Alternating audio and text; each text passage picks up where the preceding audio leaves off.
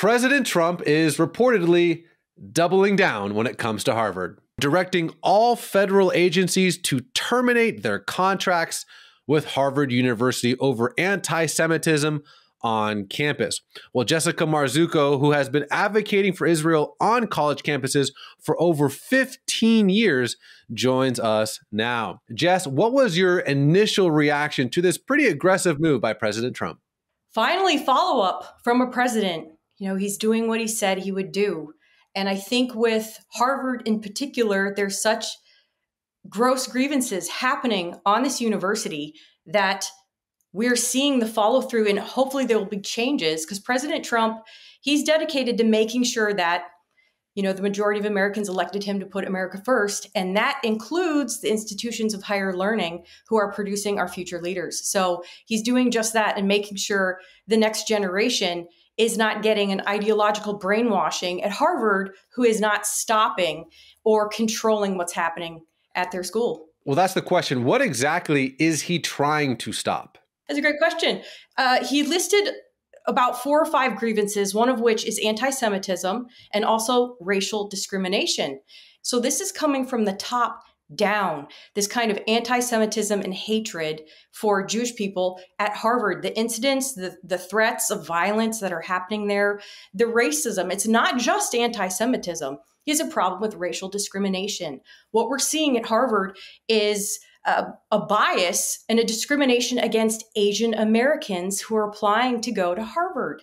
When the applications go in, Asian Americans are disproportionately not being accepted compared to whites, African American, and Hispanics. And they are statistically entering with higher grades and more community service, 2 of 3 of the things that it takes to get to Harvard.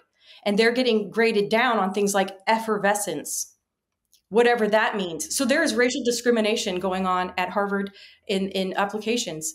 So what exactly would this move by Trump do to Harvard? If Trump removes federal funding, taxpayer dollars, it wouldn't make that much of a dent, because I don't think people understand the numbers they're dealing with here. Their endowments are $53 billion. $53 billion. So they're not hurting for money. Harvard will not feel this in the way that you would wish to get them to correct the behavior that's going on. What could impact Harvard on a political opinion of the American people knowing what's going on is they will now have pressure to discipline students who are threatening Jewish students, discipline faculty who are biased towards students in the classroom when they write papers. It would affect their reputation more so than people are claiming it will affect students' ability to do medical research, et cetera. That's not true. They get $53 billion in endowment. So what would you say is the line between, and this is the conversation that, you know, everyone's going to have in the comments, the line between freedom of speech and actual anti-Semitism. So I think a lot of people would say, hey, you, president, leader of the free world, are punishing Harvard because people are voicing opinions that have, you know, that are anti-Israel in nature, or whatever it might be. So where is the line for you of freedom of speech and actual, you know, discrimination towards Jewish people? So important. I think freedom of speech is what makes a democratic nation. What the problem is here is not an infringement on freedom of speech. What is being held up here are consequences for what you do say. You can say whatever you want, but if you are threatening someone, you will face consequences. There was a staff member at Harvard who threatened a Jewish student named Sabos Ketterbaum with a machete on video and said, "I will come after you with more than blood, for more than blood." This man has received no consequences. You can say whatever you want. Please do. We want to know where the crazy people are.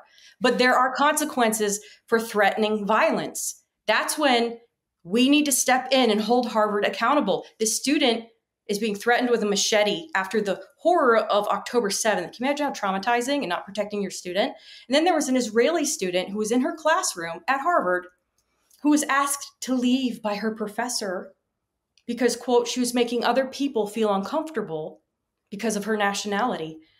Now, this is when It's not about freedom of speech. Her right to be in that classroom, to receive the education that she's going to Harvard for, was infringed upon by a professor.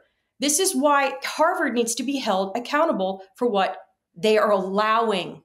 They're not holding their professors and their students and their staff accountable. Someone has to. And if it's just us pulling a minor fraction of our federal funding from Harvard to say stop with the insanity, the wokeness, the political brainwashing.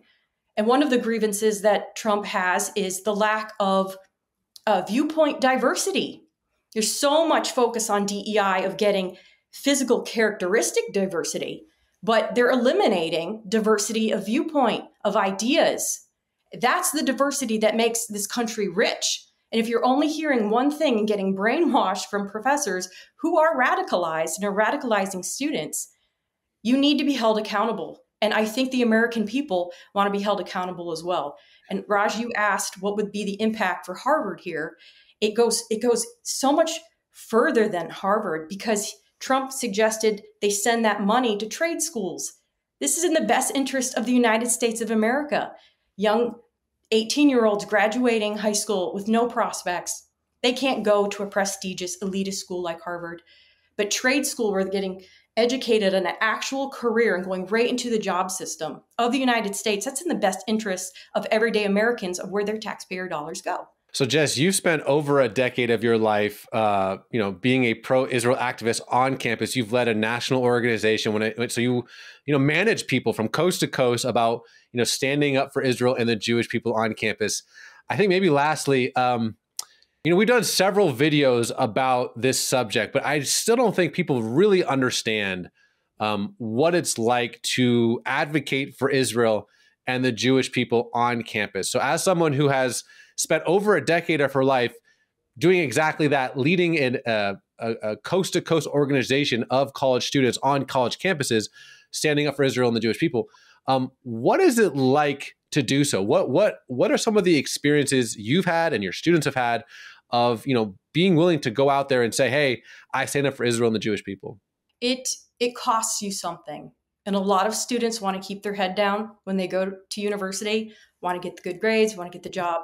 And the Christian Zionist students, the Jewish students, they know it's going to cost them something socially and reputation. First of all, that's minor. But it will also cost you in the social networking. I once was tabling for Israel at UC Irvine, and there was I have footage of it. I have about 50 students who were chanting hate chants about Israel.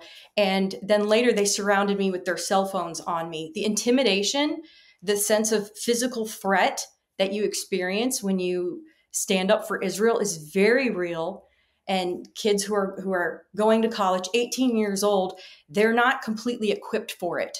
So the social pressure to blindly support the trend cause, which has no foundation in truth, and hate Israel, is very real. And the ostracization, we've had students who are talked down to by professors and publicly humiliated in front of their peers, marked down on term papers for their stance on Israel, when the professor has made it clear, we want you to take a stance in this paper against Israel. And it's so pervasive, Raj. It is so pervasive.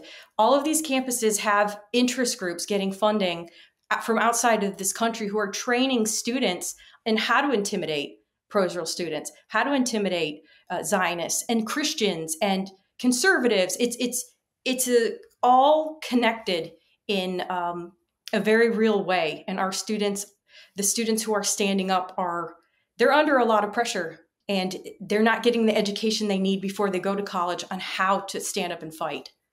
So it starts at home. Well, Jess, I appreciate your time, my friend. Thank you, Raj.